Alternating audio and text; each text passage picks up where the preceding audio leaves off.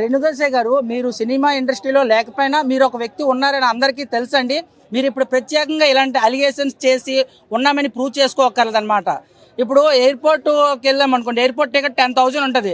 నేను ఎప్పుడు ఎయిర్పోర్ట్కి వెళ్ళలేదు, ఫ్లైట్ ఎక్కను కాబట్టి 30,000 పెట్టి అని అంటాను. నాకేం పోయింది, ఎక్కేవాడికి ఇబ్బంది.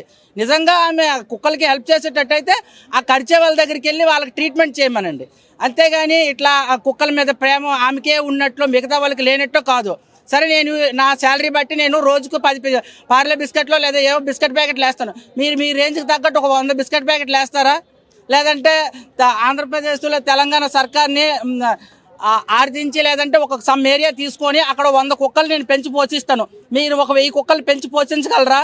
మీరు ఫేక్ అలిగేషన్స్ ఎవరి మీద చేస్తారు? మీరు ఉన్నారని తెలుసండి బాబు. మీరు మళ్ళీ ఉన్నారని తెలియడం కోసం, జనాలు మర్చిపోయారేమని చెప్పడం కోసం మీరు అలిగేషన్స్ చేయకండి.